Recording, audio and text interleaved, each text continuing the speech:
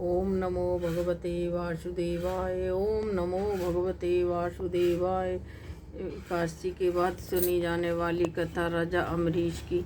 एक राजा अम्बरीश है, वो बेचारे बड़ी पूजा पाठ करे, हर एकादशी का व्रत करे। एक दिन दुर्वासा ऋषि आए और बोले कि राजा, हम आज जो तुम्हारे यहाँ भोजन करेंगे भूखे और नहाए आए। वो बोले ठीक है। पंडित बोले, ब्राह्मण बोले कि राजा साहब कुछ ही पल रह गई हैं, एकादशी का व्रत खोल लो। तो बोले हम तो व्रत खोल लेते, पर दुर्वासा ऋषि आ रहे हैं, अभी उन्हें आने में कुछ देरी है। तो बोले कि न आने में देरी है तो पारण को टाइम निबट जाएगा, तुलसी पत्र गंगा जल से खोल लो। राजा ने ठीक है, तो दोस्त तो ना करना प्रभु, कोई दोस्त तो ना है। कह तो अच्छा एक काम करो। फिर उन्होंने जो आचमन कर लिया 3 बार, ओम केशवाय नमः, ओम माधवाय नमः, ओम नारायणाय नमः, ओम नमो भगवते वासुदेवाय, आचमन करके पारण कर लियो। दुर्वासा ऋषि ने देखी कि उन्होंने तो व्रत खोल लिया, तो वो बोले ना अब क्या करना। आकर राजा सु बोले, अरे मूर्ख राजा, तूने पारण कर लिया, हमको पता चल गया, अब तेरी को बड़ी कैडी सजा मिलेगी। तो भाग लिए लेकर अपने राजा के पीछे। तो विष्णु भगवान से लक्ष्मी जी बोली, प्रभु ये क्या हो रहा नीचे। तो बोले सुदर्शन जाइयो देख के। ये सुदर्शन नीचे आए तो उन्होंने देखी कि ऐसे जो है राजा के पीछे दुर्वासा जी भाग रहे।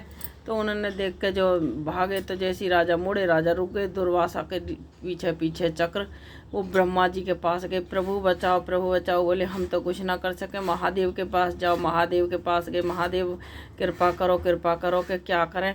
अब नारायण के पास जाओ। नारायण से बोले, प्रभु हमें क्षमा करो, हमसे तो गलती हो गई। वो बोले कि हम कुछ ना कर सकते, तुम राजा अम्बरीश के पास वापस जाओ। राजा अम्बरीश के पास वापस आया आकर बोले, प्रभु राजा महाराज माफ़ कर दो, हमसे गलती हो गई। बोले प्रभु हमने तो तुम्हें कोई सजा दी ना, तुम तो अपने आप ही। तो उन्होंने कही नाना। सुदर्शन चक्र रुक गए। राजा एक पैर पर खड़े रहे साल भर तक। फिर 1 साल बाद एकादशी को करके व्रत खुलवाया उनको और भोजन करा कर जब पारण करो। बोल ओम नमो भगवते वासुदेवाय। विष्णु भगवान की जय। वृंदा माता की तुलसी महारानी ही वृंदा माता के रूप में उनका शंखचूर्ण से ब्याह होगा। शंखचूर्ण से जब शादी होगी, शंखचूर्ण राजा इतने बलकारी बलवान राक्षस कुल में उत्पन्न हुए। तो वो जो सब देवतन ने सब है वो नीचे पृथ्वी पर आकर बड़े दुखी करने लगे। सब इंद्रलोक और सारे लोग उन्होंने ले लिए।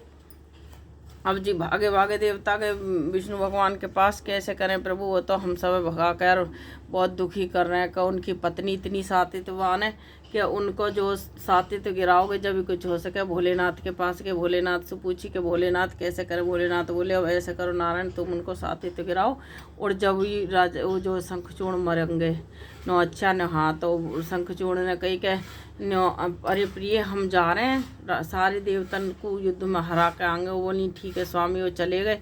तो उन्होंने देखी तो जैसे वो लिख रहे वैसे ही आ गए, नारायण रख के शंखचूर्ण को रूप आ गए। तो बोली ने तुम करिया युद्ध होगा ने। हाँ तो आ गए। तो उनके संग रहे, उनको पता न लगी। देखी थोड़ी देर में आकर शंखचूर्ण को सिर आंगन में गिरो। वो बोली हाथ में जल लेकर ने मैं तुम्हें श्राप देती हूँ, तुम अपने असली रूप में आओ।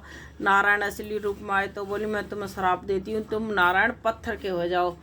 तो नारायण ने श्राप दिए ने तुम एक वृक्ष के रूप में हो जाओ। तो तुलसी बन गई। भोलेनाथ आए। भोलेनाथ बोले अब हम तुम्हें दोनों ने देते हैं कि बिना तुलसी के तो नारायण की पूजा ना, और बिना नारायण के तुलसी की पूजा ना है। अब जो इन्हें करेगा जब एकादशी को पूर्ण फल मिलेगा।